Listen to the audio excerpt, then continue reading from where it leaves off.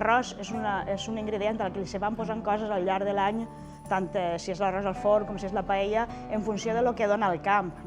Evidentment, la cassola d'estiu, que això sí que la coneguem tots, és una cassola amb més verdura, en lloc de nap duia més tomaca i duia la batxoca i, en fi, duia molta menys carn i això és la cassoleta, encara que jo crec que es fa en moltes cases, la cassola d'estiu, o una cassola híbrida entre cassola d'estiu i l'arròs al forn en tanda, que du un poc menys de carn, però alguna verdureta més. Clar, no falla, segons l'estació en la que estem, utilitzem més verdures o menys, o unes verdures o altres verdures. Celebrava els dijousos de Carnestoltes, es celebrava en la cassola d'arròs al forn, en tanda. En tanda vol dir en totes les minúcies del cerdo, en totes les parts del cerdo. Òbviament, això no era una cosa que es podia menjar tots els dies.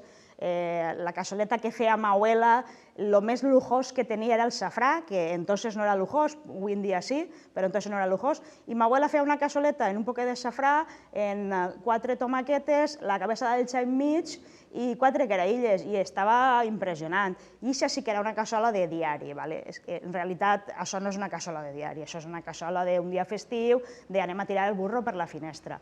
Després està la cassola d'aprofitament del putxero, aquesta no és d'aprofitament del putxero, aquesta cassola finalment se fa un caldo expressament per a ella, on se couen totes les carns, en una cocció molt llarga, i és un caldo específic per a l'arròs al forn en tanda. Quan arriba l'hivern, que es comencen a haver faves i carxofes, i a estendre's, això és un espectacle, unes costelletes simplement en casa, això és un espectacle.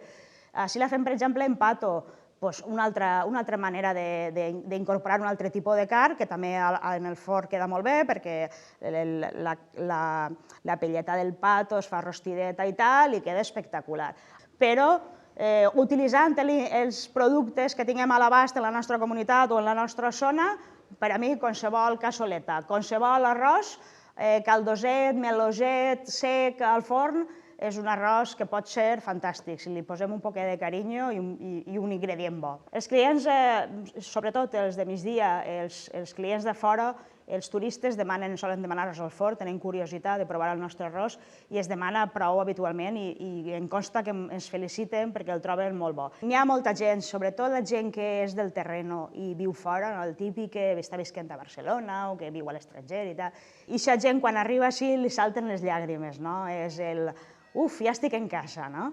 I sí que t'ho agraeixen moltíssim i sents aquest vincle que siguem valencians i així en la zona de Xàtiva i la Costera siguem molt de la cassola o de l'arròs al forn. I clar que n'hi ha un vincle, a través de la botifarra passa la sang de tota la gent de la Costera. Què li falta a este arrosset?